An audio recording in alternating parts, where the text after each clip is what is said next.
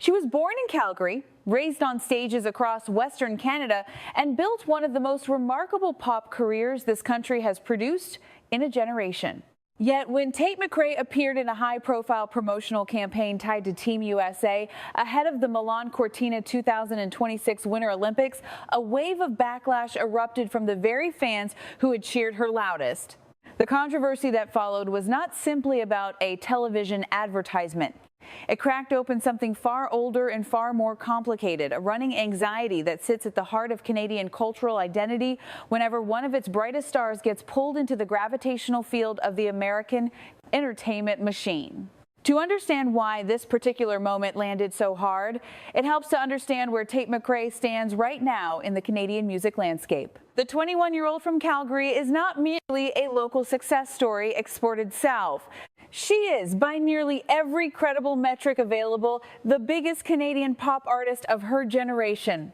In 2025, she topped the list of top Canadian artists on streaming platforms, outpacing acts with far longer careers.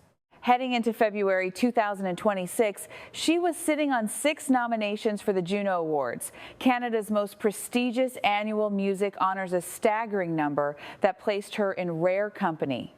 Her albums have charted internationally, her tours have filled arenas, and through all of it, she has carried with her an image that Canadian fans embraced as their own. A young woman who came up through competitive dance, cut her first viral moment on YouTube, and somehow turned that into a global pop career without losing the grounded Saskatchewan via Alberta identity that defined her early years. That context matters enormously because when NBC Universal launched its legendary February promotional campaign on the 3rd of February 2026, the reaction from Canadian fans was not the reaction of strangers watching a foreign celebrity appear in a foreign ad. It was the reaction of people who felt, however irrationally or rationally, that someone they had claimed as their own had just appeared under a different flag. The campaign itself was straightforward in commercial terms. NBC Universal was promoting what it framed as a landmark weekend of American television, the opening of the Milan Cortina 2026 Winter Olympic Games and Super Bowl LX, both airing across its platforms in the United States. The promotional video was built around the energy of American sporting achievement, leaning heavily on imagery connected to Team USA and its athletes. Tate McRae appeared in that promotional material, lending her voice and image to a campaign designed primarily to excite an American viewing audience. There was nothing inherently scandalous about this from a business perspective. Artists signed promotional contracts. Television networks build campaigns around recognizable talent. This is how the industry works, and it has worked this way for decades. But within hours of the campaign going public, Canadian social media lit up in a way that surprised even observers who follow McRae's career closely. The comments were not uniform. They ranged from genuine disappointment to sharp criticism to outright accusations that she had chosen sides in a moment that, for many Canadians, carried unusually heavy emotional weight. The timing amplified everything. February 2026 was not a neutral month for Canada-United States relations. Trade tensions had been escalating. Political friction between Ottawa and Washington had been simmering for months. And the Winter Olympics, always a moment of heightened national pride in Canada, were arriving against this backdrop of unease. For a portion of the Canadian public, seeing one of their biggest pop stars appear in imagery heavily associated with Team USA was not just commercially awkward. It felt to them like a signal. There is a particular kind of anxiety that has always followed Canadian artists who make it big in the United States. It is not jealousy exactly, and it is not resentment exactly, though it can look like both from the outside. It is something closer to a fear of erasure, a worry that the artist who leaves will eventually become something different from what they were when they belonged to us. Canadian popular culture has navigated this tension for generations. From Joni Mitchell to Neil Young to Shania Twain to Drake, the pattern repeats itself. The artist rises in Canada, crosses over into American markets with spectacular success, And then begins a long negotiation between two versions of their public identity. Sometimes the Canadian roots get celebrated loudly. Sometimes they fade quietly into the background. And sometimes, in a charged moment, an image or an association triggers the latent anxiety in Canadian fans who have been watching carefully all along. Tate McRae's situation was particularly sensitive because the Olympic Games occupy a specific emotional register in Canada that is unlike almost any other cultural event. In music or film or television, Canadian fans are generally comfortable with the idea that their artists work across borders. A Canadian singer appearing in an American commercial for a soft drink or a fashion brand generates little friction. But the Olympics are different. The Olympics are the one moment every 2 years when national identity becomes the explicit point. When the competition is structured around which country wins, the image of a Canadian artist being visually associated with Team USA carries a symbolic weight that would not attach to any other kind of promotional content. It is not logical. Precisely. It is emotional. And emotion is often where cultural controversies are born and sustained. The fan reaction spread quickly across platforms throughout early February, with many pointing out the specific tension between McRae's Canadian profile, those 6 JUNO nominations, that top-of-chart status among Canadian artists, and her appearance in content so clearly aligned with American sporting identity. Some commenters were measured, expressing confusion or mild disappointment while acknowledging the commercial reality of how music careers operate at the international level. Others were considerably sharper, questioning what her loyalties actually were. A smaller but vocal group argued that the optics, whatever the contractual reality behind the scenes, were simply bad, and that McRae or her team should have anticipated how this would read in Canada, especially in February 2026. What happened next added another layer to an already complicated story. In the days following the wave of criticism, Tate McRae posted an image on social media that showed her as a child holding a Canadian flag. The caption she attached was brief and pointed. She described herself as being Canada down. The phrasing was deliberate. She was not apologizing for the NBC Universal campaign. She was not explaining the contractual details of how the promotion came together. She was asserting something about identity, positioning herself as someone whose roots had not moved even as her career had traveled very far from them. It was the kind of statement that lands differently depending on how the person reading it was already inclined to feel. For fans who were willing to take it at face value, it was reassuring, a reminder that stardom had not stripped her of where she came from. For those who were already frustrated, it read as a reactive gesture, a flag waved at the last moment to counter an image problem rather than a genuine expression of connection.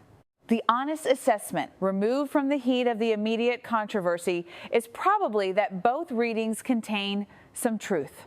McRae almost certainly did not walk into the NBC Universal campaign thinking about how it would be received by Canadian fans during an Olympic cycle in a politically tense moment. Artists at her level of commercial activity are operating across multiple markets simultaneously, managing relationships with labels, broadcast partners, touring promoters, and brand partners in a way that makes it genuinely difficult to filter every single decision through the lens of national symbolism. She is signed to a global label. She is managed by people who think about international markets. She is working in an industry whose power center is Los Angeles and New York. None of that makes her a traitor to Canada. But it does mean that the version of her identity that is most visible in her professional decisions is increasingly shaped by structures and incentives that are not Canadian in origin. This is precisely where the conversation becomes most interesting and most uncomfortable. The anger directed at Tate McRae in early February 2026 was, at one level, about her specifically. But at a deeper level, it was about something Canadian audiences have always struggled with, the question of what we are owed by the people we helped build.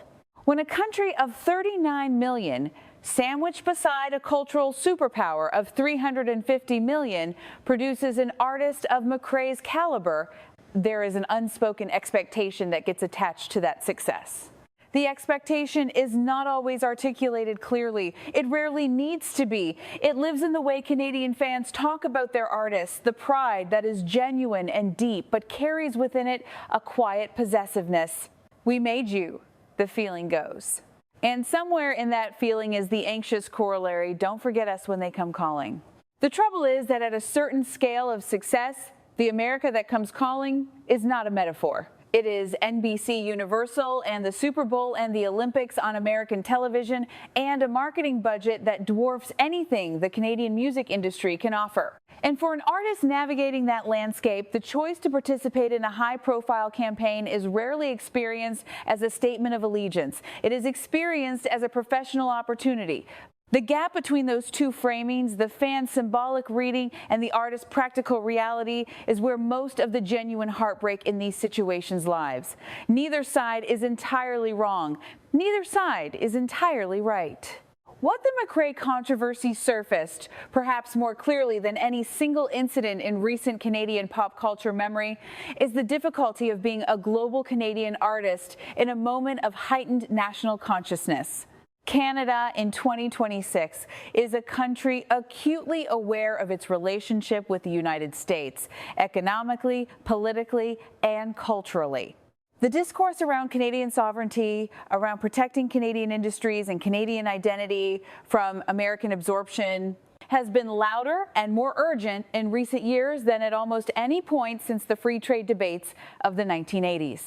In that environment, the image of a Calgary-born pop star in a Team USA Olympic promo does not read as neutral. It reads as a data point in a much larger argument about who Canada is and what Canada is becoming. Tate McRae did not set out to become a data point in that argument. She set out to be a pop star. And she has succeeded at that beyond what most people could have predicted when she first appeared on YouTube as a teenager, all raw talent and competitive dance precision. The fact that her success has placed her at the intersection of two countries' cultural anxieties is not something she manufactured. It is something that happened to her because she is very, very good at what she does, and the world noticed. That is worth remembering when the conversation gets heated. It is also worth remembering that the fans who pushed back were not being irrational. They were expressing something real, a need to see the people they have elevated, acknowledge the ground they were elevated from. Whether an Instagram post with a childhood photograph is enough to satisfy that need is a question each person who followed the controversy will answer differently. But the fact that McRae felt the need to respond at all suggests she understood that the backlash was not simply noise. It was her audience telling her something about what they needed from her and perhaps about what she means to them in ways that go far beyond any individual song or album or promotional deal. The larger question, the one that lingers well after the specific controversy has faded from the feeds, is whether we are being fair to our artists when we load this much expectation onto them. A pop musician's job at its most fundamental is to make music that moves people. Tate McRae does that with extraordinary skill. But somewhere in the process of making her into a symbol of Canadian success, we have also made her into something she cannot fully control. A proxy for anxieties about national identity, cultural survival, and what it means to be Canadian in a world that keeps tilting American. That is an enormous weight to carry. And it is worth asking, honestly, whether the people placing that weight on her shoulders have considered how heavy it actually is. There is no clean resolution to any of this, and there probably should not be. Cultural conversations this layered do not resolve, they evolve. What we can say with reasonable confidence is this: Tate McRae has not lost her Canadian identity because she appeared in an NBC Universal promotional campaign in February 2026. She is still from Calgary. Her music still carries the marks of where and how she grew up. Her 6 JUNO nominations are still evidence of how deeply the Canadian music community values what she does. And the fierce reaction from Canadian fans, uncomfortable as it was for everyone involved, is itself evidence of how deeply she is woven into this country's sense of itself. You do not get that kind of reaction from people who do not care. You get it from people who are invested, which is another word for people who love you in the complicated, demanding, sometimes unreasonable way that audiences love the artists they have claimed as their own. The real story of this controversy is not about a pop star choosing America over Canada. It is about what happens when a global career collides with a national moment, and about the fact that the collision hurt. Canada has always been good at producing world-class artists.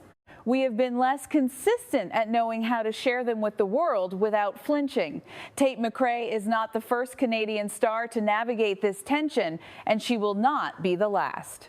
But the clarity with which this particular moment exposed the anxiety makes it worth sitting with rather than rushing past. Where do you stand on this? Was the backlash against Tate McRae a fair expression of legitimate frustration, or did fans push too hard against an artist who was simply doing her job on the global stage? We want to hear from you. Leave your take in the comments below. If you found this piece worth reading, please share it with someone who has thoughts on Canadian music and identity, and subscribe to our channel so you never miss our coverage of the stories that actually matter to Canada.